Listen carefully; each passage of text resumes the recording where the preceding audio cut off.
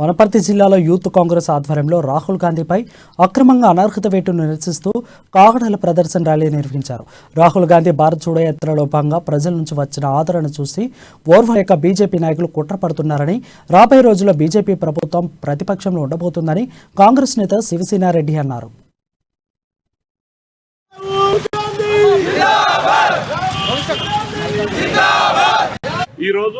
రాహుల్ గాంధీ గారికి భారతదేశంలో ఉండే ప్రజాదరణ చూసి ఓర్వలేక బీజేపీ ప్రభుత్వం చేస్తున్నటువంటి కుట్రలను ఆ కుట్రలన్నింటినీ తెలంగాణలో ఉండేటువంటి యువ కాంగ్రెస్ నాయకులు అందరం కలిసి తిప్పి కొట్టే విధంగా తెలంగాణ రాష్ట్రంలో ఉండేటువంటి 33 జిల్లాలలో కాగడాల ప్రదర్శన చేయడం జరిగింది.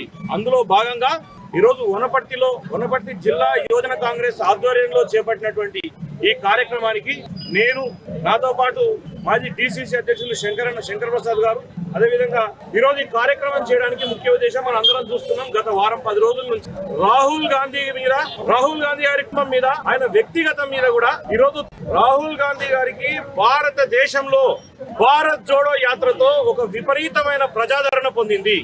ఆ భారత్ జోడోలో రైతులను కలిసిండు, యువకులను కలిసిండు, విద్యార్థులను కలిసిండు, మేధావులను కలిసిండు, ఉద్యోగస్తులను కలిసిండు, అదేవిధంగా కార్మికులను, కర్షకులను, ముసలి వాళ్ళను, చిన్న పిల్లల దగ్గర నుంచి ప్రతి ఒక్కరిని కలిసి వారి బాధలను విన్నాడు, వారి కష్టాలను విన్నాడు. రాబోయే రోజుల్లో ఏ విధంగా కాంగ్రెస్ ప్రభుత్వం అధికారంలోకి వచ్చిన తర్వాత ఏ విధంగా పోవాలి, ఎవరికి ఏ విధంగా కష్టాలను తీర్చాలన్న ఉద్దేశంతో రాహుల్ గాంధీ గారు ఒక పర్ఫెక్ట్ గా ఒక క్రియాశీలకంగా ఒకటి రూట్ మ్యాప్ తయారు చేసుకున్నారు.